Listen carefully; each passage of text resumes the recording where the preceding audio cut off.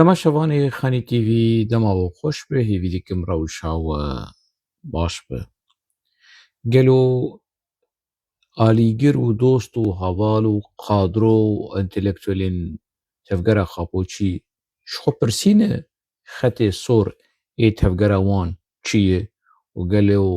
تەڤگەرە وان خەتێن سۆر پاراستی یان نا. ئەڤ یەک هێزên Rêzgariya Kurdistanê herêke ku apûçî nema têbîra wan, ne herêke ne aregeke û ne hêzên parastina gel. Îdî bîyê hêzên parastina Xapû. Ev hêzê han gelo gel parastin yan na? Ev di du. Tevgera Xapûçî pîrozbahî dişîne ji bo yekîtî niştiman. Mê piçekî behsa têkiliyên di navbera yekîtî niştiman û PKK de dikin. Ev mijar eger ji we re girîng bin, ez ê qey ji we re girîng bin. Bilez û bes. Qehwa xwe hezir kin, lê kam dest pê bike. Ya Xwedê. Em gelek cara di medya PKK de dibînin li ser zimanê berpirsên PKK, berpirsên tevgera Xapûçî gelek cara behsa xeta sor dikin. Eveya xeta me ya sor e, Rojava xeta me ya sor e, nizanim Amed xeta me ya sor e, Heftanîn xeta me ya sor e, Zab xeta me ya sor e. Xetên sor ê tevgera Xapûçî pir in. Heya çi derece yanî bi rastî ev xetên sor in, ne xetên keskin, ne xetên zerin, ne xetên şînin, ne xetên pembehîn e ji xetên tevgera Xapûçî. Heta çi derece van xetên han parastin e. Gelo xetên sor çi ne yanî li cem PKK? Di damezrandina xwe de destpêka damezrandina xwe de PKK digot Kurdistan bin dest e û gerek em Kurdistanê rizgar bikin. Rizgarkirina Kurdistanê xeta me ya sor e a ku ticarî em dest jê bernadin. Dest jê berdan çû. Behsa konfederalîzma Rojhilata Navîn dikirin. Digotin me Kurdistan berda yanî jî dewletekî netewî em naxwazin, em dixwazin konfederalîzma Rojhilata Navîn çêbikin. Ji bo ku tu konfederalîzma Rojhilata Navîn çêbike, dibête dewletên netewî, dewleta Tirk a Faris a Ereb li Iraqê û li Sûrî û İsraîl di nav de tê ji asta dewleta netewî daxîne bike wekî herêmekî federe di nava vê konfederalîzma hanê. Wekî Yekîtiya Ewropa yanî. Yan jî gitin neke wekî herêmekî federe lê dikare wekî konfederalîzm dewlet bin, xwedî serwerî bin lê di nava yekîtiyekê de bin. Parlamentoya wan hebe, ekonomiya wan hebe lê piçekî serweriya wan were parastin. Tê zanîn ferq û cudahî di navbera federalîzm û konfederalîzm çi ye. PKK wê çexê digot xeta me ya sor e. Di kongreya xwe ya pênca de 1995 de ev bû biryar. Biryara konfederalîzma Rojhilata Navîn a internasyonalîzma çara wekî sosyalîzm ji bo wan xeta wanî sor bû. Sosyalîzm jî çû, konfederalîzma Rojhilata Navîn jî çû, giha ser asta federalîzm. Em federalîzmê dixwazin. Xeta wanî sor e heval jê venagerin. Ew jî çû. Çişî Rojava dema ku çîroka Rojava çêbû, xeta wanî sor e, Rojava jî berdine. Efrîn xeta wanî sor e, Efrîn jî çû. û serê Kaniyê jî çû û girê Spî jî çû û ev xetên sor ên PKK mîratê yanî nabe sor de. Dibin zer, dibin şîn, dibin kesk ji bo dagirkeran nabin xetên sor. Lê PKK li hemberî rêkberê xwe li hemberî hemû kesên ku rexne dikir tim behsa xetên sor em dev ji vê xeta sor bernadin ev xeta me ya sor e tê bîra me di Kongreya Pena Kurd di 2022 de li Oldenburg li Almanya ez çûm hazir bûm. Ez çûm yanî ez di hawara Zerdeşt Haco de çûm. Zerdeşt ji mir got ku hoşeng yanî PKK wê dest dayîne ser vê kongreya hanê were di belkî tu biçekî astenge bike. Di cara Zerdeşt Haco ji mir vê yani vê bang û hawara hanê vê bangewaziya hanê ji mir got di 2013 ez çûm Amedê di 2022 piştî 9 sala 10 sala û di wî sînorê hanê de ez çûm Oldenburg. Me hewl da bi tena serê xwe jî me hewl da ku ez biçekî astenge bikim lê çû. PKK hat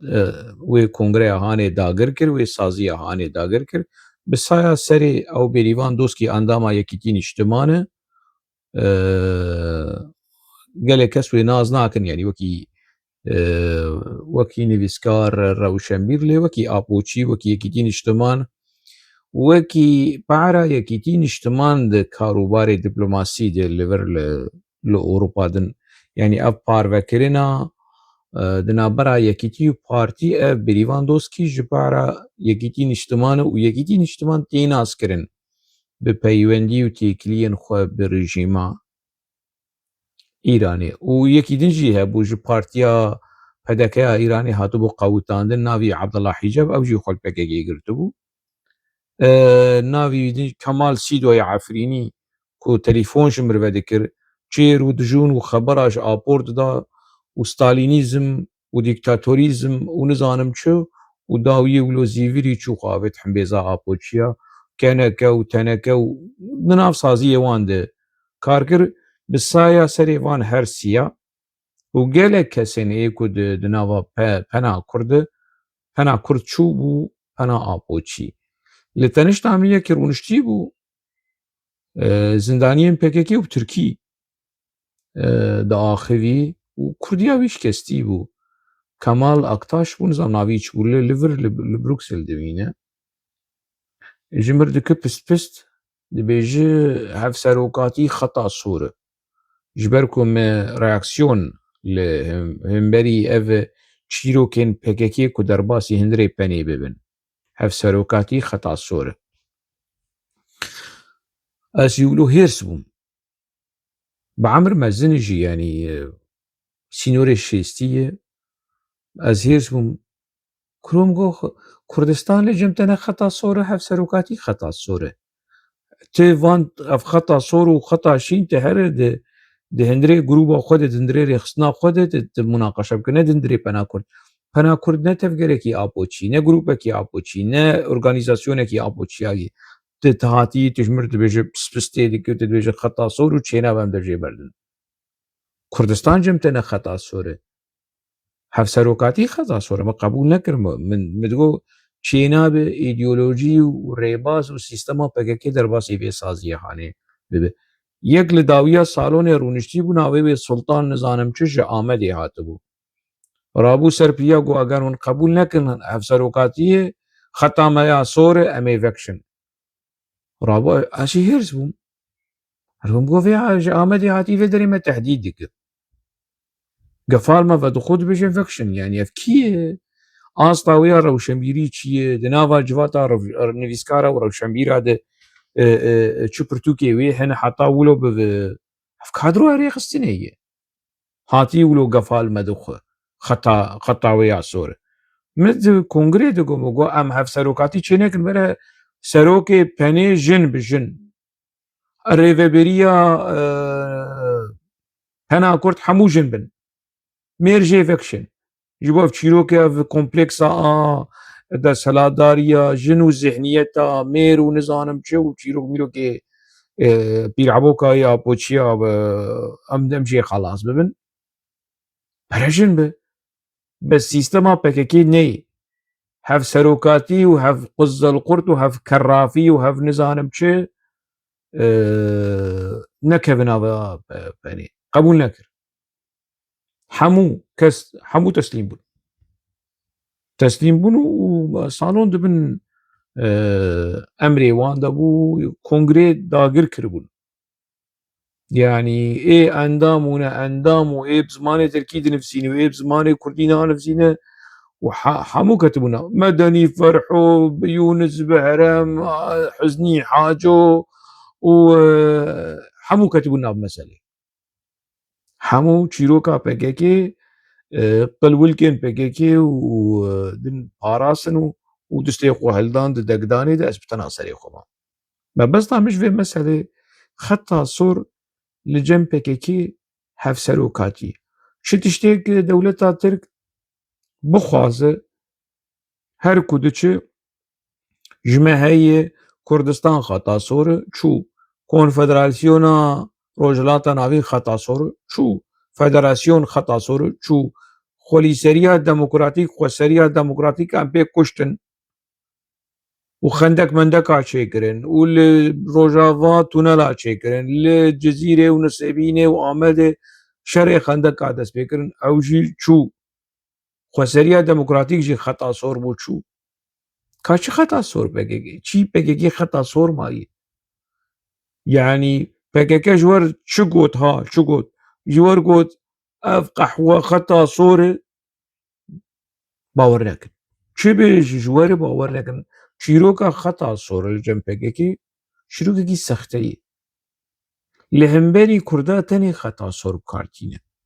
اف خطأ صور لبر رژیم جولانی در پیداتینه لبر رژیم باغچلی در پیداتینه لجم اطلاعات ایرانی عيني مسلسة تاني لهمبري كردا وحفتانينا وأفدر حفتانينا وأفدر روجافاي وبرخدانا سردمي وبرخدانا بندمي وعفرين ونظامشو وشيخ مقصود وحمو خطن صور نمان خطن سختكاري لجنبك نمان خطن نتوي نخطن صورن خطن إنساني نخطن صورن خطا هوالتي هوالي خو تصفية كرن هوالي خو اي بريندار و اي نبريندار اي صاغ و اي بريندار بكي تصفية كرن كا عمل ديروكا بكي فكرن چه خطا صور ديد مايه خطن صور اي ريخستنا پکک شخور لفه دا خویانی آهانه بنرن جبو گم پچکی ولو هینا بیتر ولو بحثا خطین سور پقاقا ریخستنا خوابو چی ام هینا بیتر ام بنرخینن و هینا بیتر ام بلگه بدن بر پوزی وان ده بلگی پوزی وان بشود جبو ناز بکن ریخستنا وان ریخستنا خوابو چی ریخستنا کو خطین خوی سور در بازکه جدجمن رد بيجي فرمو افخطا ما ياسور ور بيلبك ودجمنتي وبيلك اوجي ريخصنا خابوشي تاني لسرسري كردا قري هار تاني لسرسري قلي كرد واكتيفيستين قلي كرد نيفيسكارو روشنبيرين قلي كرد تاني شيري دشتو زوزاناي للهمبري دولتا تركو ودولتا سوري ورجيما جولاني ورجيما باغچلي دخوازه انتگره ببه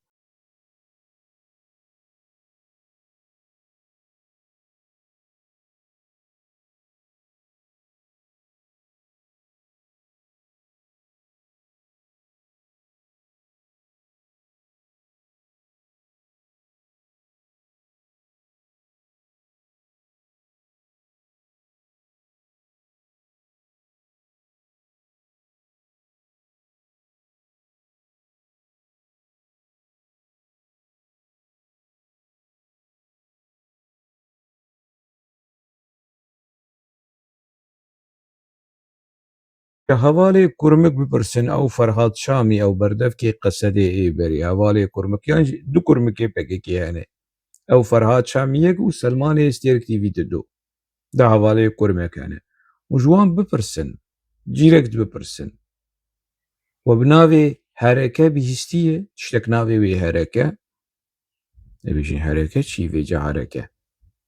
xwe navê wî çi ye ew ê aşîtiye Selman ji Kerboranê yî ji Nisêbînê yî ji Matmanê yî zam ji kulerê ew bêje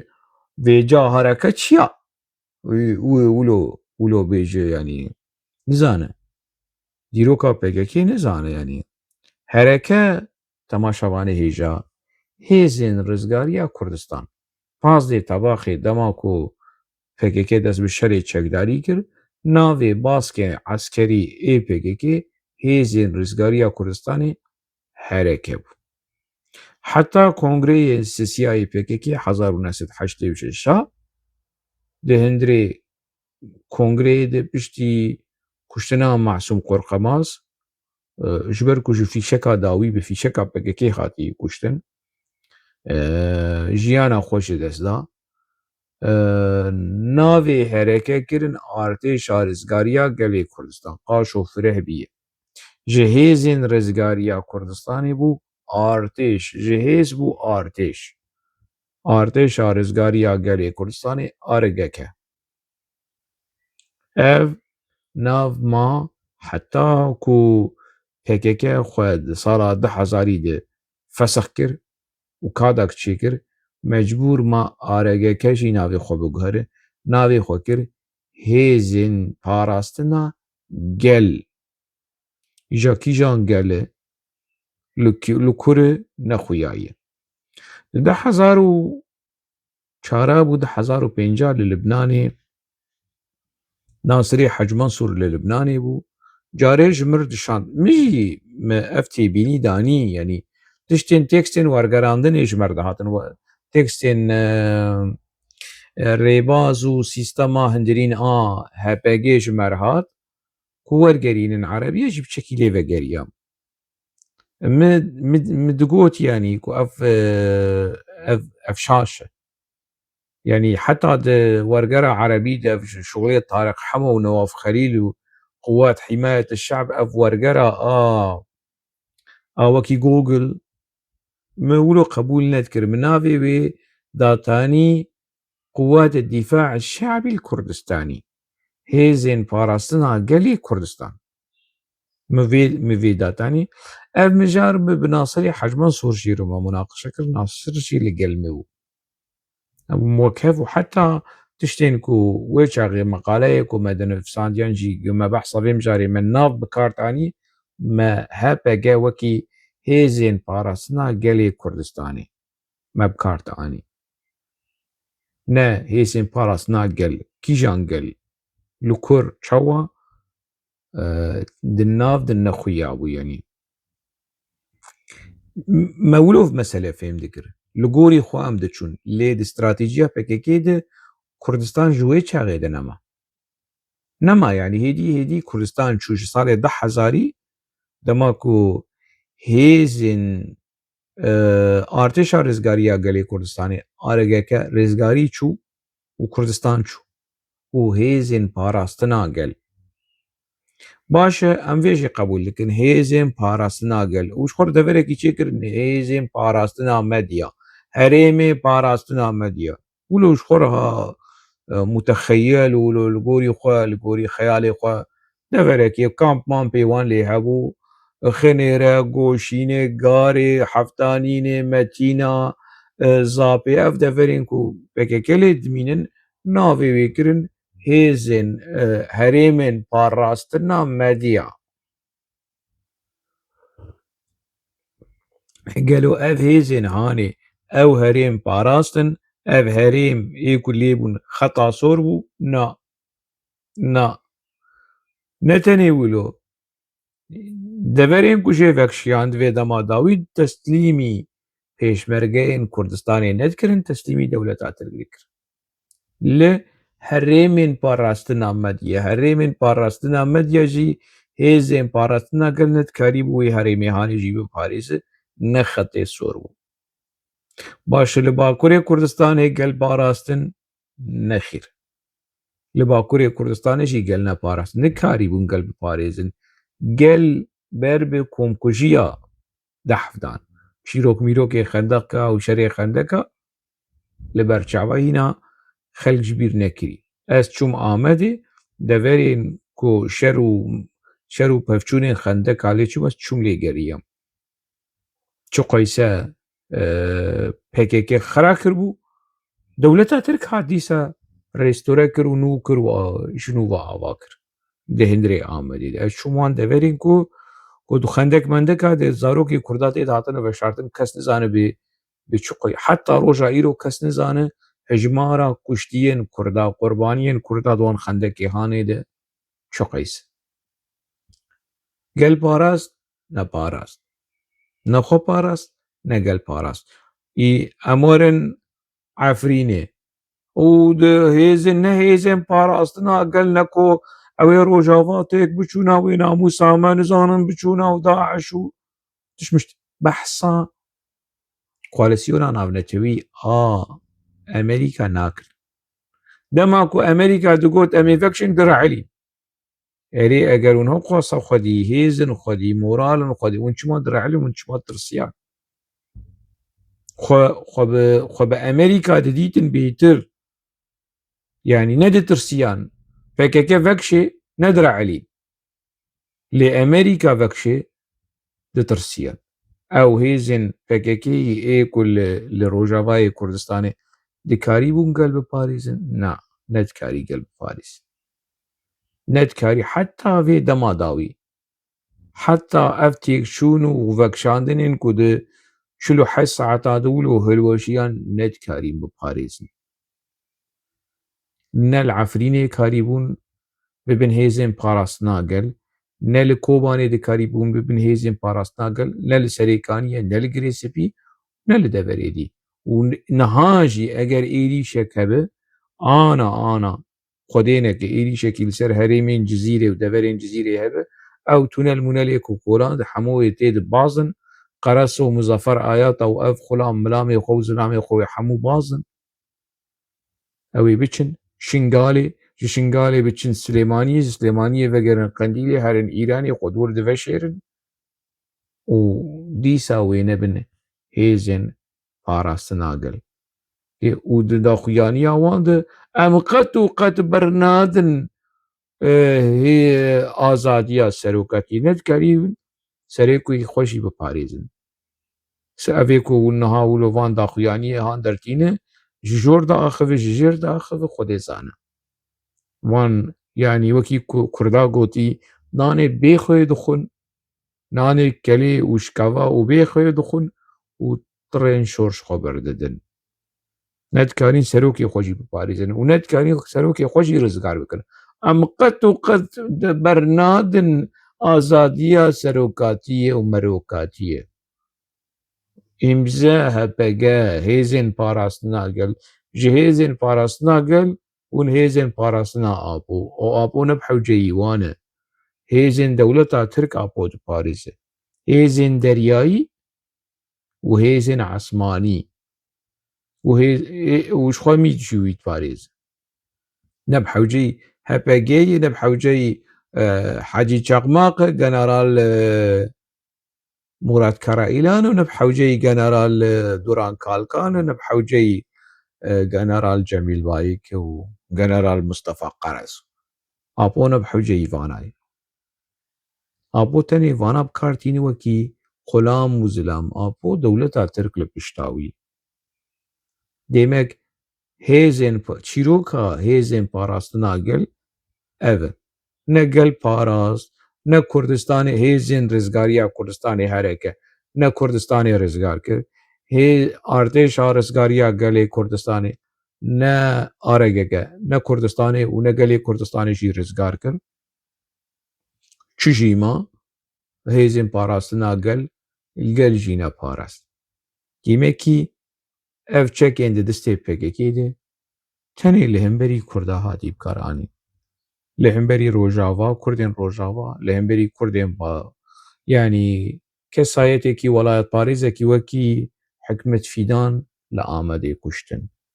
duê sala komkujiyên PKK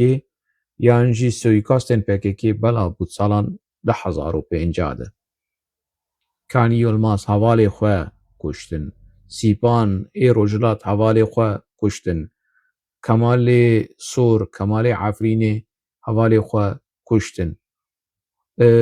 ئەنوەر هەفتار و چەکدار لە حەلەبێ کوشتن و بژمێرن دوێ دەماهانێ د 10,050 10,060 10,070 10,080 حیاوەی چاقی سۆیکاستێ پێکێکی تەسفیەکردنێ پێکێکی لە باکوور و لە باشوور و لە ڕۆژهەلات و لە ڕۆژئاوا بەردەوام دەکرد ئەف چەکەهانێ ئەف سیلەحێهانێ وەزیفەیا وێ نەپاراستنا گەلێ کورد کوشتنا گەلێ کورد دیرۆک ئەف دەبێژە دیرۆکال پێشیامە ئەف دەبێژە وەزیفەیا vê çekahanê heta roja îro ev bû wê bi vî rengî di demên pêş de hûnê binerin ev çek dîsa wê li dijî gelê Kurd were bikaranîn bi emr û telîmatên xapo û mîtê û roj li pêşiya min em ê binerin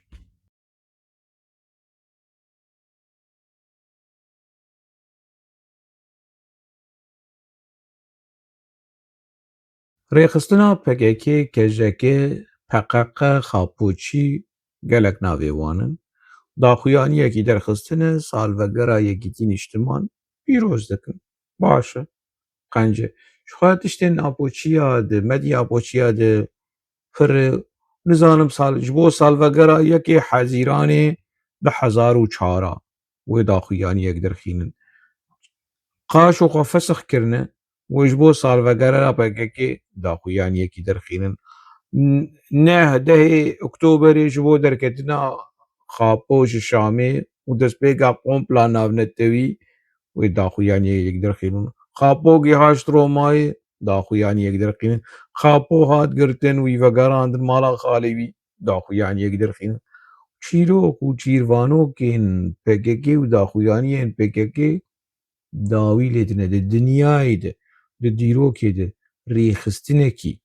wekî rêxistina PKK wilo jêhatî di daxuyaniya de û salvegera de win nabînin û hûnê nebînin hingî wilo bla bla bla û teorîk û daxuyanî û çir û vir û derew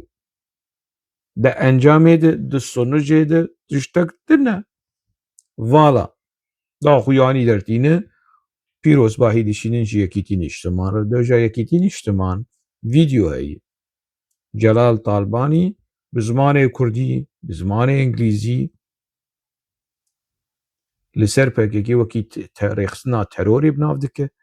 behsa têkiliyên PKK û rejîma Sedam Hüseyn dike Celal Talbanî vîdyo heye vîdyo li ser sosyal medya pir e şer û pevçûnên di navbera PKK û Yekîtîn Nîştiman jî gelek cara çêbûye Mihemed Qeresungir û Brahîm Bilgîn di gulana 1983 de li ser destê PKK li ser destê yenekê hatin tasfiyekirin hatin kuştin û serxwebûn rojnameya serxwebûn dibêje dîrek dibêje dibe yeneke berpirsiyar e vegerin erşîfa rojnama serxwebûn hejmara hezîrana 1983 piştî gulanê fotoyê Mihemed Qeresungir li ser e û manşet nivîsandiye û di nav de û dibêjin yenî Yekîtîn Nîştiman wan kuştiye niha gelek carên din jî şer û pevçûn di navbera PKK û Yekîtîn Nîştiman bi taybet salên 2000 PKK êrişî Yekîtîn Nîştiman kir û raniye û gelek dever û lewce û gundên derdora wê hemû xist bin kontrola xwe û mat bin kontrola PKK de ji raniye vekişiya lê gundê lewcê û derdora wê ez çûmin lewcê nexweşxane û xeste û meste û çişmiştê ciyê komîteya têkiliyên derve ê PKK li lewcê bû ez çûm wê derê dema 2007 ez çûm qedêlê ev têkilî يعني ne tiştekî wilo normal bû di navbera yekîtî niştiman û PKK. Di heştê û heştadê Apo û Celal Talbanî ev di serxwebûn jî de heye protokol di nav hev de mor kirin. Her du jî ev protokolê hane bin pê dikirin. Celal Talbanî dihat Şamê Apo didî di salên notî not û yekê û heval serok Apo û merheba heval û wilo gotin motina difirot wan. Celal Talbanî lê Celal Talbanî di pişt re diçû çîrokên din dikir, meseleyên din dikir yenî. Nas kir Apo dîne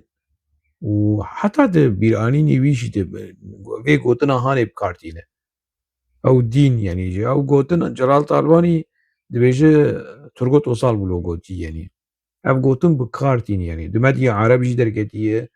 di bîranînê Celal Talbanî jî de ev tişt hene. Mebesta me ji vê meselehanê di vê dema hanê de di van çend salên dawî de yekîtî niştiman hewcedariya wê bi PKK hebû, bi taybet piştî dagirkirina Kerkûkê, teslîmkirina Kerkûkê.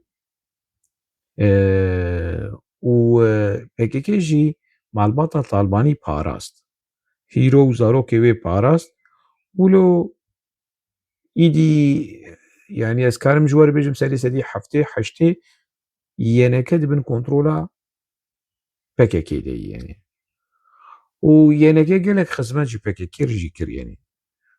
Peywendiyên bi rejîma Iraqê re, bi Heşda Şeعبî re, bi Îranê re ev tişî heye. Her du jî dizê qulekî yenî. PKK û yeneke dizê qulekî û gotinekî bi Erebî wilo li ser wan pêk tê dibêjin tîzên bilbas yanî. Yani PKK û yeneke wekî du qûnên di şerwalekî de ne. Ev wergera wê ya Kurdî yenî. Kajakî kîjan PKK qûna çepê yê, yeneke qûna rastê yê, kîjan cihê wan çi ye lê her du wek hevin yenî. Di têkiliyên bi Îranê re wek hevin, di têkiliyên bi Heşda Şeعبî re wek hevin, belkî di têkiliyên bi dewleta Tirk re ne wek hevin. Asta PKK bilindtir e. Lê di dijatiya xwe de li hemberî Partî Demokrat û malbata Barzanî ew jî mere dikare bêje wek hevin. Daxuyanî dişînin, pîrozbahî dişînin lê ez naz dikim û gelek kes naz dikin û gelek çavdîr naz dikin ku ev daxuyaniyê wilo derew e û dîrok heyî yenî dîroka nêzik ne dûr tekez dike bi belgeyan bi wêran, bi kuştiyan, bi qurbaniyan ku ev daxuyaniyê hanê sexten û derew.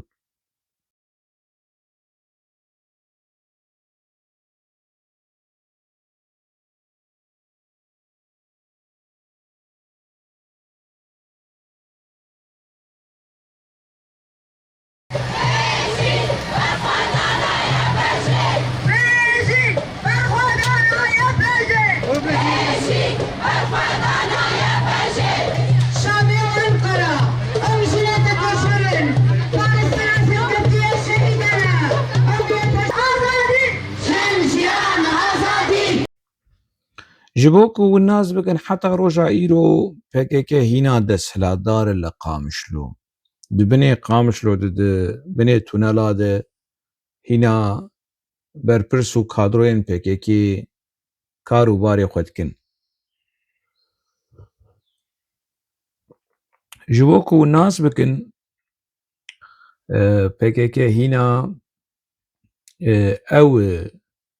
kordîne û moderatorê entegrebûyîna Qesedê û PYD bi rejîma Cûlanî re ev meşa ku li Qamişlo li derxistin jinên Kurda rebena feqîra derdixînin jin jiyan azadî nabêjin jin jiyan Kurdistan. Jin jiyan azadî. Ne jin ma jin jinên Kurda kirine nêremî, hinek kirine nêremî, hinek kirine lêsbiyan û malbata Kurd xera kirin, civaka Kurd xera kirin, çirû kirin rêxistina PKK ونا ژیانێکی برومەت و ئازاد چێبوو وشخۆ ئازادیژی يعني ئەوێنە لەگەل رژیما القاعدە و داعش ئاجۆلانی ئازادی وێنە لەگەل رەجەب تەیب ئەردۆغان و دەولەت باخچەلی بێ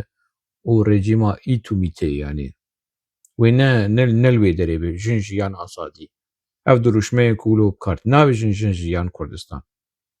ئەف وان دەرتینن ڕەبەنن فەقیرن و مەجبورن دەرکەون بکەن قیرەویر و تلیلی و بمەش دەرکەون مەشە وانژی چییە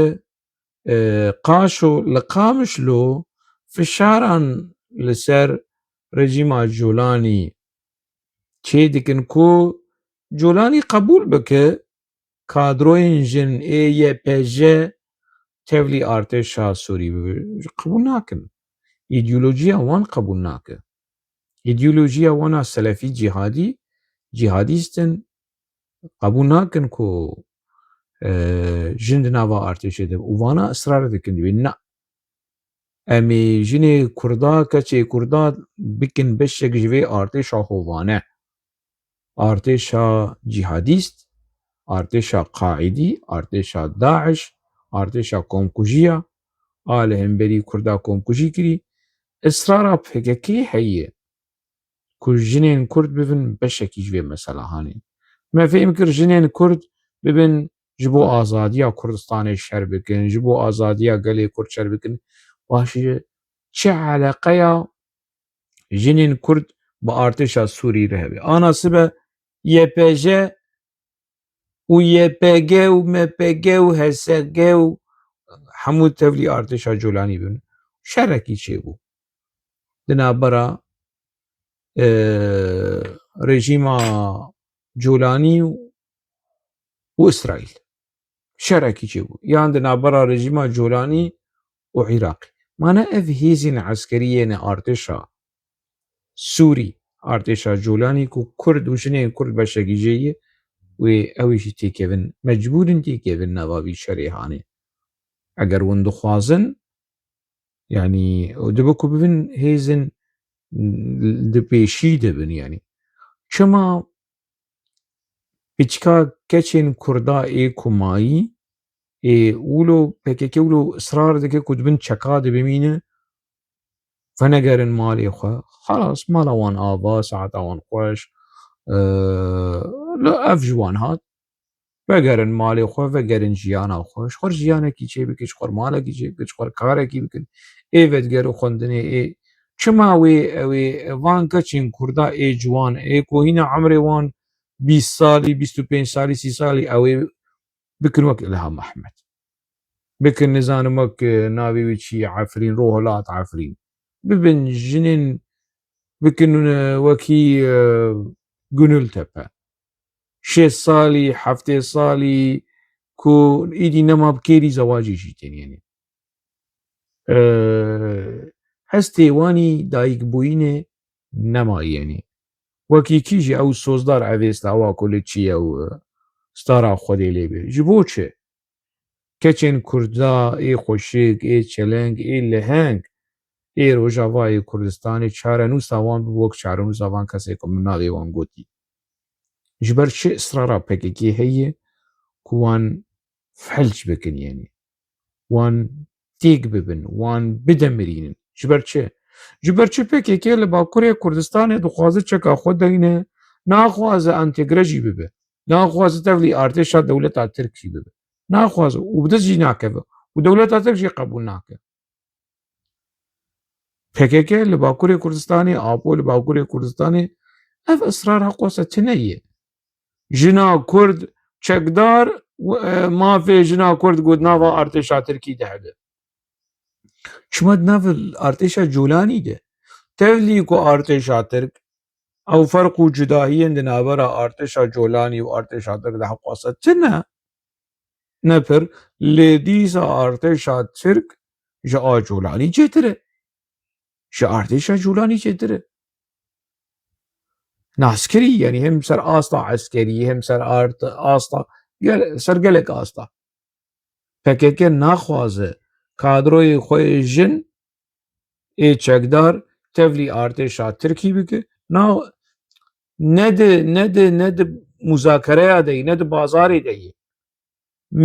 ciwanên Kurda xortên Kurda ê Bakurî ku tevlî artêşa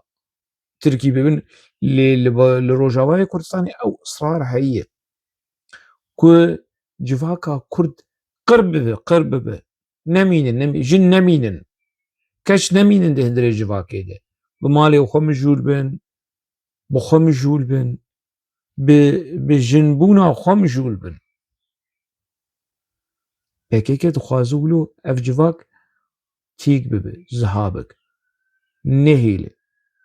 pûç bike xortên Kurda ê ku hatin kuştin ev keçên Kurda ê ku mayî jî wan bişînin nava gawûra nava hova û nava herça û nava terorîst e nava artêşa Colanî ev çi yanî ev kes mesên apoçî wilo vê pirsahanê ji xwe nakin yanî ji ber çi israra PKK heye li Bakur naxwazin tevlî artêşa Tirkî bibin ne nêr ne mê ne jin ne mêr lê li Rojavayê Kurdistanê ev israr heye meşa li dar dixin jin jiyan azadî û YPJ û gerek YPJ tevlî artêşa Sûrî bibe ji bo çi tevlî artêşa Sûrî bibe YPJ çêbû ji bo ku tevlî artêşa Sûrî bibe YPJ çêbû ji bo van parastina van herêmê hanê yekîne yên parastina jinê xwe biparêzin herêmê xwe biparêzin ne dikarîn qediya ev ji wan hat xelas her kes ser malê xwe qediya çû ne hetayê yan jî wan bişînin nava wan hirç û hova wan terorîstên Elqaîde û Daeş werin di nav wan de entegre bibin xêr e ev qey piçekî wilo ev xapoçiyên ku derdikevin ser sosyal medya ev pirs wilo pozê wan naşewite wilo ji xwe napirsin PKK dewa çil jinê Kurda dike xelas hewa jinên Kurda şerjî kirin û xwe isbat kirin û bûn roman û bûn film û nizanim çi bûn hemû tişt nemayî li ser wê ew çîroka ku herin tevlî artêşa Colanî bibin wesîpan hemû şand we Mezlûm Ebdê şand we nizanim quzê Kirê û Rêxa Dehşê we şand bijînin gunehên keçên Kurda gunehin jinên Kurda gunehin besî êdî wan dehf din ber bi tiştên ku me tirsiyekî dîrokî me tirsiyekî jiyanî me tirsiyekî hebûnî li ser civan ku nasname û doza gelê Kurd li Rojavayê Kurdistanê dike bes e dibe êdî deng bilind bibin jin jiyan Kurdistan jinên Kurdistanê eger bû di artêşa Kurdistanê de bûn eger bû ne di artêşa Tirka de bin ne di artêşa Ereba de bin ne di artêşa Farisa de bin eger hat xwestin di nava artêşa pêşmergeya de di nava artêşa gelê Kurd de bin ji bo parastina xaka Kurdistanê ne ji bo artêşa Colanî û nizanim çi qediya çû na wê israr bikin YPJ xeta me ya sor e wê herin entegre bibin bi rejîma Colanî de ev israra PKK ji gelê Kurd Rojavayê Kurdistanê ev çi dixwaze ev çima dixwaze gelê Kurd li Rojavayê Kurdistanê wilo kirleşme wan çi biratiya kera mejiyê kera helwesta kera wilo werin xesandin kes rexne neke kes neaxive kes nepeyîve kes nebêjina hemû kedî kirî hemû xulam hemû dibin kontrola PKK de xêr e û çima Kurdê me ev tişt li ser xwe qebûl dikin ev namusa gelê Kurd in keç û keçê me jinên Kurdistanê keçên Kurdistanê keçên Rojavayê Kurdistanê namusa gelê Kurd in gerek em wan biparêzin ne wan bişînin nava artêşa terorîsta artêşa hirç û hova a Colanî entegre bibin eybî ya yanî ser asta malbatî ser asta eşîrtî ser asta îslamê ser asta mantiq axlaq rewşenbîrî eybî ya ev çi ye hema PKK behsa vicdan û vicdan û vijvija wan e Tu devê diyar Dêrsimî ve dikiribî vicdan. Tu devê nizanim xeyl xemgîn ve dikiribî vicdan. Vij ji wan dibare. Ev qey vicdanê vana wilo qey naşewite. Keçên Kurda, jinên Kurda wiloyê bişînin nava berdevê terorîstên Colaniyê. Eyb e ya piçekî heysiyet, piçekî wilo zoq, piçekî wilo hişyarî. Xuya yew jî nemayê. Li vir estêm dawiya vê xelekê heta xelekekî din mijarekî din di nava xêr û xweşiyê de